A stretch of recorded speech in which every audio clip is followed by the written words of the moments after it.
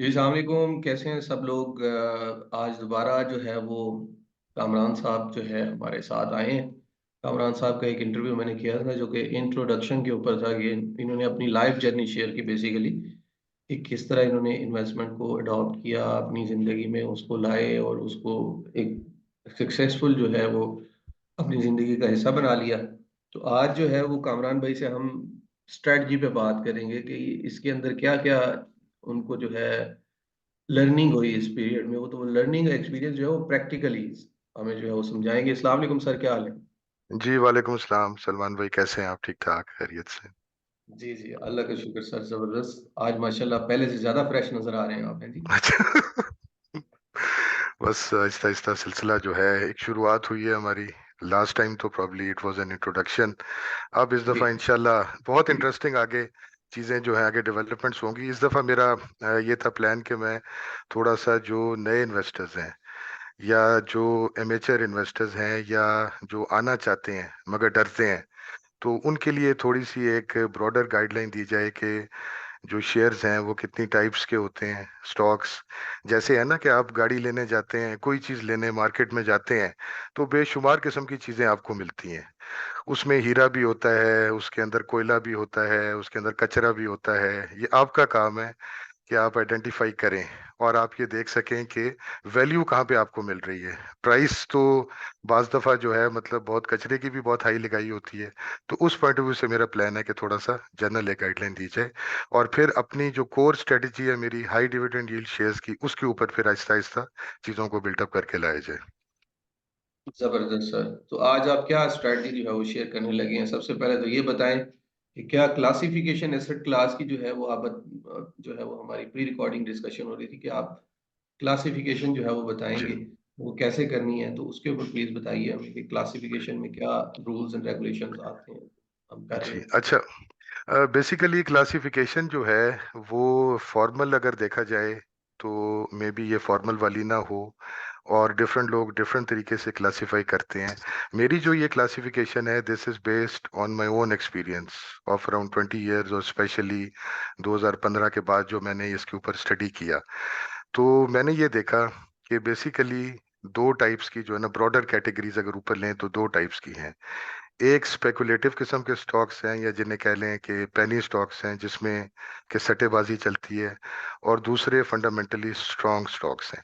अच्छा, अब मैं ये नहीं कहूँगा कि सट्टे वाले सही नहीं है या कचरे वाले सही नहीं है, उसमें करना नहीं चाहिए, करना ज़रूर चाहिए, मगर एट अ लेटर स्टेज। क्योंकि आपने देखा, आप भी माशाल्लाह बहुत एक्सपीरियंस है इस फील्ड में, आपने देखा कि कचरे वाला स्टॉक जो है मैं नाम नहीं लेना चाहता मगर ₹1 से ₹100 भी हुआ और ₹100 से ₹1 भी हुआ।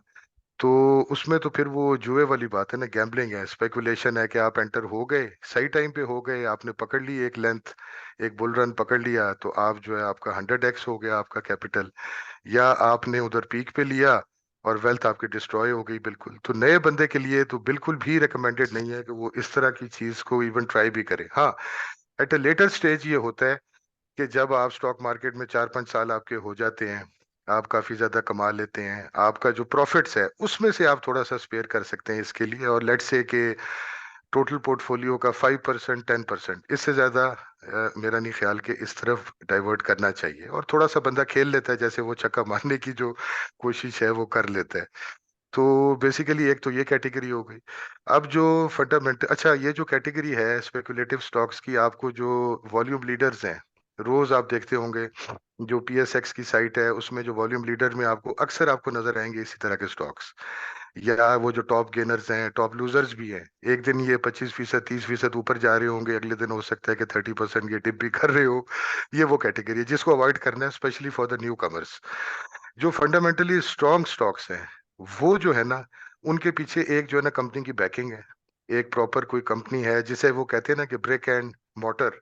ये वो वॉरेन बफेट का ये प्रिंसिपल था कि आप ब्रिक एंड मॉर्टर टाइप की कंपनी देखें, जिसके कि कोई कोई रियल एस्टेट है, जिसके पास कोई लैंड है, जिसके पास कोई जो है ना इंफ्रास्ट्रक्चर है, मशीनरी है, इक्विपमेंट है, वो वाली चीज़ आप जो है ना देखें। अक्सर आप केएसई 30 में देखेंगे इस तरह की आपको मिल जाएँगी। केएसई 100 इंडेक्स के अंदर भी ऐसी होंगी कंपनीज़। इसके अलावा अगर आप देखें तो एमएससीआई, के अंदर भी अवेलेबल है। म्यूचुअल फंड एक बहुत अच्छी गाइडलाइन है आपके पास कि म्यूचुअल फंड की मंथली बेसिस पे जो फंड मैनेजर की रिपोर्ट आती है उसको पढ़ेंगे, उसमें आपको अच्छी जो है ना बास्केट मिल जाएगी shares of fundamentally strong shares.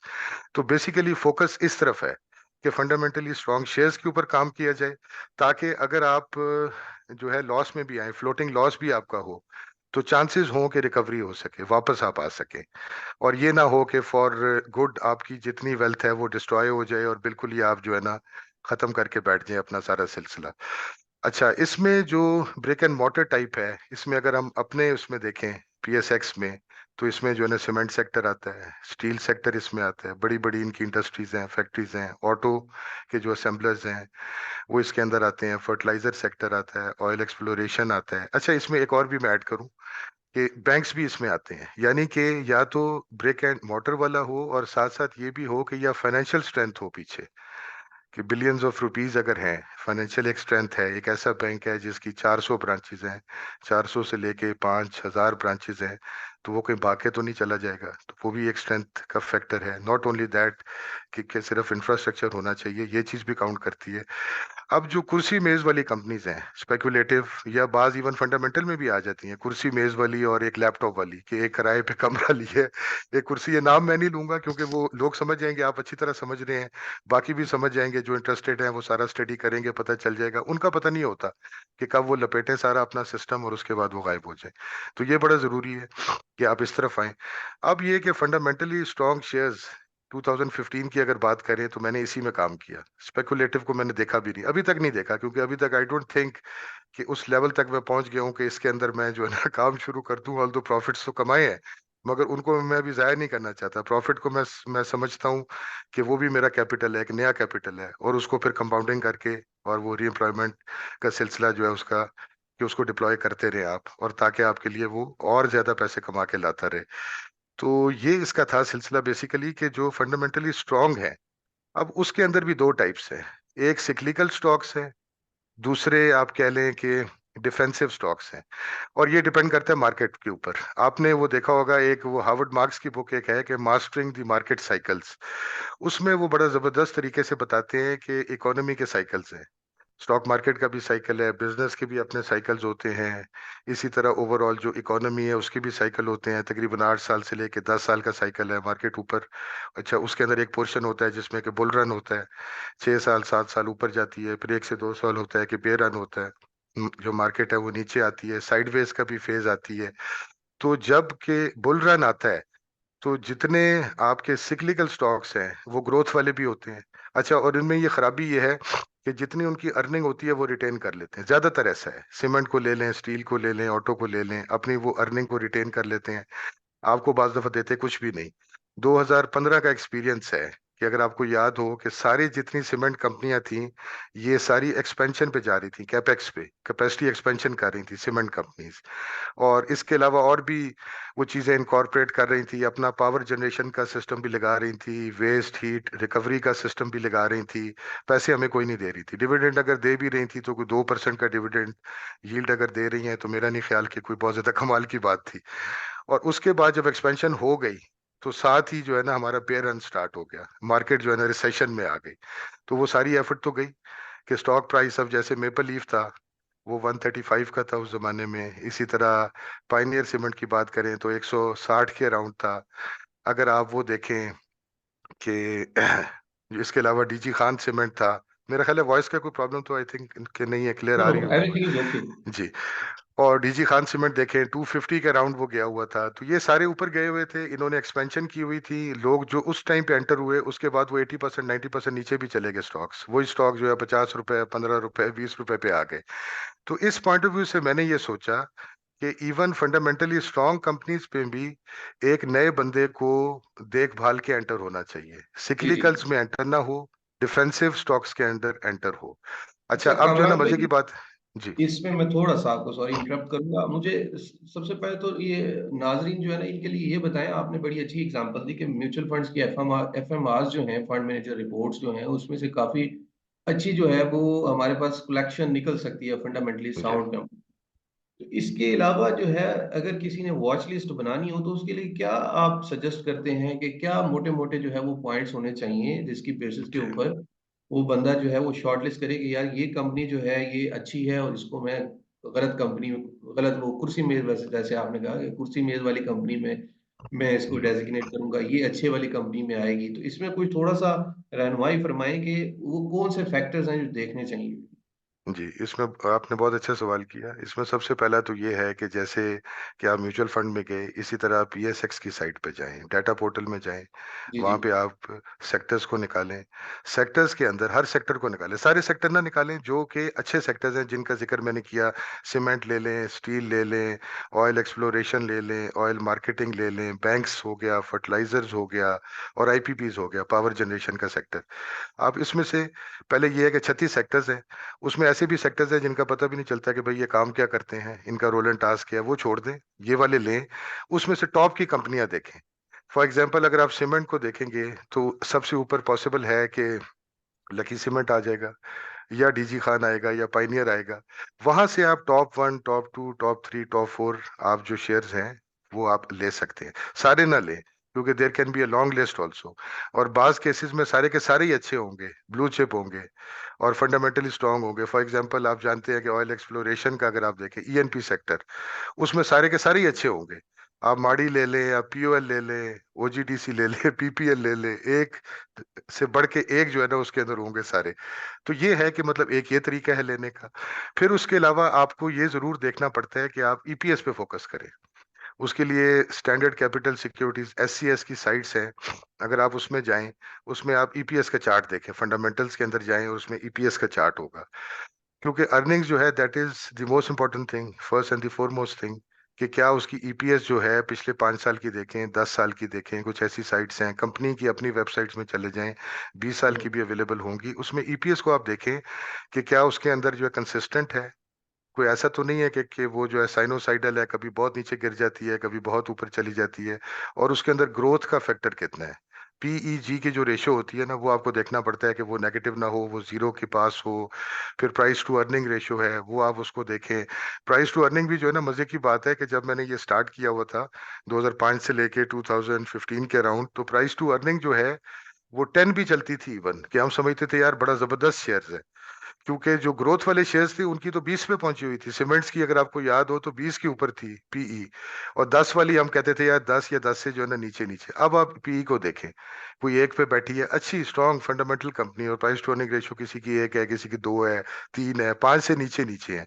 तो ये भी एक इंपॉर्टेंट फैक्टर है। फिर आरओई और आरओसीई, जो रिटर्न ऑन इक्विटी है और रिटर्न ऑन कैपिटल एम्प्लॉयड, ये तो पूरी एक इटसेल्फ जो है ना, इस पे एक पूरा इटसेल्फ प्रोग्राम हो सकता है कि सारे फंडामेंटल्स पे कि क्या क्या चीजें हैं जो आपने देखनी है। इसी तरह टेक्निकल भी हो सकता है, technical for a non technical kind of a person जो कि एक नया आया है, वो कैसे देखे। तो बहरहाल ये चंद एक पैरामीटर्स हैं जिनको आप देख सकते हैं और जिसके बेसिस पे आप अपना जो है ना future course of action, short जो है ना शॉर्ट लिस्टिंग आप इस बेसिस के ऊपर जो है ना कर सकते हैं अपनी। जी, बिल्कुल, बिल्कुल। ये इसमें एक चीज़ ये भी होती है कि जब आप शॉर्टलिस्ट कर लेते हैं चीज़ को, तो उसमें नेक्स्ट स्टेप जो आता है वो कामरान भाई आता है प्राइस का। कि इसको क्या वैल्यू टू मनी भी है हमारी जो चीज़ हम बाय करने जा रहे हैं, उसके लिए क्या डिटर्मिनिंग फैक्टर होने चाहिए? जैसा कि हमने पाकिस्तान में देखा कि सिक्लिकल काफ़ी हो गई हमारी मईशत और 2 ढाई साल, 3 साल चलने के बाद मैक्सिमम, उसके बाद आपको पता है कि हमारा पाकिस्तान में जो है वो जो करंट अकाउंट है वो बस्ट कर जाता है और उसके बाद जनाब हमें आईएमएफ लेना पड़ता है और फिर उनकी कंडीशनैलिटीज़ होती हैं बड़ी मुश्किल-मुश्किल किस्म की, जिनको पूरा करते हुए हमें बहुत सारे मुश्किल फैसले लेने पड़ते हैं। तो वो जो प्राइस वाला फैक्टर है, एक तो जी फंडामेंटल हो गया ना कि हमने शॉर्टलिस्ट कर ली कंपनी को, अच्छी कंपनी हमने जो है वो तय कर ली, जो जिसको हमें काफ़ी ज़्यादा जगहों से भी एक ऑथेंटिक जगहों से भी मिल सकती है। जैसे उसमें सबसे अहम जो चीज़ है कि अगर आप कुछ नहीं करते ना, तो आप उसमें एफएमआर में चले जाएँ और वहाँ से आप मतलब निकाल लें कि फंड मैनेजर ने अगर किसी कंपनी में अपना एक्सपोज़र लिया हुआ है, तो ज़ाहिर-सी बात है, वो कंपनी किसी क्राइटेरिया पे फ़ॉल कर रही होगी उसकी, तो डेफ़िनिटली उसने फिर उसमें तो मुझे बेसिकली ये जानना है कि फिर प्राइस का एलिमेंट जो आ जाता है, उसको डिटरमाइन करने में कि क्या प्राइस जो है वो बेहतर होगी या समझ लीजिए कि रीज़नेबल होगी, उसमें क्या देखना चाहिए एक आम इन्वेस्टर को? जी माशाल्लाह, बहुत अच्छे अच्छे आप आज जो है ना सवाल कर रहे।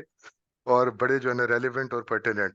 अच्छा, आपको याद है वो डॉक्टर साहब जो है उनकी एक स्ट्रेटेजी है क्लॉक के साथ, कि वो 6 o'clock पे कहते हैं कि आप लें और 12 o'clock के ऊपर आप जो है ना बेचें। 2015 में मैंने भी इसी तरह की स्ट्रेटेजी जो है ना एक अडॉप्ट की, और मेरा ख्याल है खुद ही अपने तौर पे मैंने डिवाइस की। And that was a vertical line chart. एक लाइन है सिर्फ, आपने सिर्फ एक वर्टिकल लाइन ड्रॉ करनी है और सारी कहानी आप उससे बना सकते हैं। फिर मैं बात करूंगा कि ये मैं किसी टेक्निकल एक्सपर्ट के लिए या ट्रेडर के लिए बात नहीं कर रहा, मैं एक इन्वेस्टर के लिए बात कर रहा हूँ, और इन्वेस्टर भी जो लॉन्ग टर्म इन्वेस्टर है। अच्छा, एक और पॉइंट मैं क्लियर कर दूं कि लॉन्ग टर्म इन्वेस्टर जो है ना, वो आप समझ लें कि मिसनॉमर होता है। लॉन्ग टर्म इन्वेस्टर में हूं इन द स्टॉक मार्केट, या लाइफ लॉन्ग कह लें कि सारी जिंदगी प्लान है कि मार्केट में रहना है। लॉन्ग टर्म इन्वेस्टर में शेयर में नहीं हूं। शेयर के अंदर मैं शॉर्ट टर्म इन्वेस्टर हूं, या शेयर के अंदर मैं जो है ना मीडियम टर्म इन्वेस्टर हूं, और जब जो है ना मौका आएगा निकल जाऊंगा, जब वो चक्का लगेगा स्विंग होगा निकल जाऊंगा। तो उसके पॉइंट ऑफ व्यू से वर्टिकल लाइन की एक स्ट्रेटेजी है, एक सीधी लाइन। अच्छा, अब डिपेंड करता है कि आपका प्लान क्या है। एक साल के लिए आप काम करना चाह रहे हैं, जनरल एक होता है ना कि मोटा मोटा आप एक आइडिया लगा के आते हैं कि ट्रेडर तो आप नहीं, आप इन्वेस्टर हैं, ये तो हो गया फैसला। अब इन्वेस्टर आप जो है ना कितने साल के हैं, आपका क्या इंटेंशन है कि इस शेयर को आप कितने साल के लिए आप रखना चाह रहे हैं। साल के लिए रखना चाह रहे हैं तो 52 वीक के चार्ट को देखें। अगर आप ज्यादा रखना चाह रहे हैं 4-5 साल के लिए, तो आप जो है ना 5 years वाले चार्ट को देखें। तो 1 साल से लेके 5 साल जो भी हो, उसमें आप देखें, लेट्स से 52 वीक की बात करते हैं कि 52 वीक का लो किधर था। तो वर्टिकल जो लाइन है उसके नीचे आप 52 वीक के लो को प्लॉट कर दें। फिर आप देखें कि 52 वीक का हाई किधर था, वो उसको आप टॉप पे प्लॉट कर दें। ठीक है, एक आ गई वर्टिकल लाइन, उस पे 2 पॉइंट्स भी आ गए, डिफाइन हो गए। अब देखें कि आप कहाँ पे हैं, यानी प्रेजेंट शेयर प्राइस जो है वो कहाँ पे है। वो अगर सेंटर से नीचे है तो आपका रिस्क फैक्टर कम है, आपको रिवॉर्ड एक्सपेक्टेड ज्यादा है। अगर वो सेंटर से ऊपर है या पीक पे बैठी है, फिर भी ले सकते हैं, ऐसी बात नहीं कि फिर आप ले नहीं सकते। फिर आपको जैसे एंग्रो टाइप केस है, जैसे ईफर टाइप केस है, कि अगर उसकी ग्रोथ और उसकी अर्निंग की ग्रोथ भी हो रही है, डिविडेंड यील्ड भी उसकी ज्यादा हो रही है, और एक एक्सपेंशन पे जा रही है, फिर तो आप ऊपर भी देख सकते हैं। मगर नॉर्मल हालात में 90% जो अप्लाई करता है वो ये है कि आप सेंटर पॉइंट से नीचे हो, और risk factor, risk to fall to the 52 week low, वो आपका -20%, 20% से ज्यादा ना हो। यानी आपने 100 रुपया लगाया है या करोड़ रुपया लगाया है, तो 20 लाख ही उड़ेगा ना, यानी फ्लोटिंग में उड़ेगा, मगर ये कि 20 लाख ही कम होगा। यहां से आप एक आइडिया अपना जो है ना लगा सकते हैं। तो ये मेरी अपनी एक जो है ना डिवाइस थी, स्ट्रेटेजी। और उसके बाद रिवॉर्ड ऊपर है, यानी कि आप सेंटर से ऊपर कितना स्कोप है, 2x है, 3x है, या कम से कम अगर 30% 40% तो होना चाहिए। तो यहाँ से आपको एक रफ आइडिया हो सकता है। बाकी खैर इसके अलावा आहिस्ता आहिस्ता एक्सपीरियंस के साथ आपको ट्रेंड लाइंस का भी जो है पता चल जाता है, फिर डिफरेंट जो इंडिकेटर्स होते हैं वो भी आप देख सकते हैं, और रेजिस्टेंस लगाते हैं, सपोर्ट लगाते हैं, उसी के बेसिस पे फिर आप जो काम है करते हैं। और लेडर डाउन लेडर अप, ये भी बड़ा जरूरी होता है कि लेडर डाउन आप करें, सारा एक साथ ना लगा दें, जितना अमाउंट है एक साथ ना लगा दें, उसको बाय पार्ट्स थोड़ा थोड़ा सा करके आप अपना करते रहें। तो ये मेरा ख्याल है कि एक जो है ना बेसिक एक अच्छा आइडिया हो गया होगा एक न्यू कमर के लिए। और इसके बाद इंशाल्लाह आगे बहुत इंटरेस्टिंग इसमें चीजें आने वाली हैं, क्योंकि अब हमारी इंशाल्लाह जो नेक्स्ट होगा सेशन उसमें कन्वर्जेंस हो जाएगी towards the high dividend yield shares, कि उनमें क्या कमालात हैं। और ये फिर मैं ये नहीं कहूंगा कि फंडामेंटली स्ट्रॉन्ग शेयर्स में जो सीजी वाले हैं या जो कैपिटल गेन वाले ग्रोथ वाले हैं उसमें जाए ना, जरूर जाए, मगर 10% ऑफ योर पोर्टफोलियो या 20% of your portfolio, major chunk आपका हाई डिविडेंड में हो। क्योंकि इसमें फायदे ये हैं कि बहुत सारी इसके अंदर आप स्ट्रेटजीज को लगा सकते हैं, क्योंकि रेगुलर स्ट्रीम ऑफ इनकम आ रही है ना। वॉरेन बफेट ने जैसे एक उसकी है सेइंग कि वो एसेट उस चीज को कहता है जो कि इनकम प्रोड्यूसिंग हो। यानी गोल्ड को वो मानता ही नहीं कि एसेट है, वो कहता है कि ये तो ऐसे ही बस एक, ये इसमें वो थ्योरी अप्लाई होती है, theory of the greater fool. यानी कि मतलब एक आदमी था जिसने एक एसेट या एक शेयर जो है ना सस्ता लिया, अब उसने एक फूल को ढूंढा। अब उसको पता चल गया कि मैं वो लेना चाह रहा हूँ, आई बिकेम द फूल, और मैंने हायर प्राइस पे उससे ले लिया। Now I have to search for a greater fool, जिसको मैं ज्यादा प्राइस के ऊपर बेचूं। तो वो कहते हैं कि ये इन्वेस्टमेंट तो नहीं होती। जो इन्वेस्टमेंट है वो तो इनकम प्रोड्यूसिंग एसेट होना चाहिए। आप सो भी रहे हैं, आप किसी और काम में लग गए, भूल भी गए, आपके बैंक अकाउंट के अंदर पैसे आते रहे, डिविडेंड इनकम आपके अंदर आती रहे। तो ये डिविडेंड इन्वेस्टिंग जो है बहुत जबरदस्त किस्म की स्ट्रेटेजी है। और इंशाल्लाह इसके ऊपर जो है नेक्स्ट टाइम के ऊपर काफी डिटेल से बात होगी, और इसके अंदर से बहुत सारी और स्ट्रेटेजीज हैं जो कि सामने भी आएंगे। कंपाउंडिंग है, वो एक डिफरेंट किस्म की स्ट्रेटेजी है। फिर एक स्वैपिंग की स्ट्रेटेजी है, कि डिविडेंड बेसिकली डिविडेंड की एक अम्ब्रेला है, कि हाई डिविडेंड यील्ड शेयर्स की एक अम्ब्रेला है, जो मेरी स्ट्रेटेजी है ब्रॉडली अगर मैं बता दूं। बाकी डिटेल से इंशाल्लाह फिर वो डिटेल में करते रहेंगे बाद में। उस अम्ब्रेला के अंडर हम काम करते हैं, स्विंग भी करते हैं। उसके अंदर हम अगर अगर हम जो है स्टक हो जाए तो डिविडेंड भी आता रहता है, पैसिव इनकम भी उसके अंदर आती रहती है, कंपाउंडिंग भी उसके जरिए होती रहती है कि जो आपके प्रॉफिट्स आ रहे हैं उनको आप री इन्वेस्टमेंट का सिलसिला भी करते रहे। तो सारा प्रोसेस उसी अम्ब्रेला के अंडर जो है ना वो होता रहता है बेसिकली। जी कामरान भाई बहुत शुक्रिया। कामरान भाई आपने काफी ज्यादा चीजें बताई।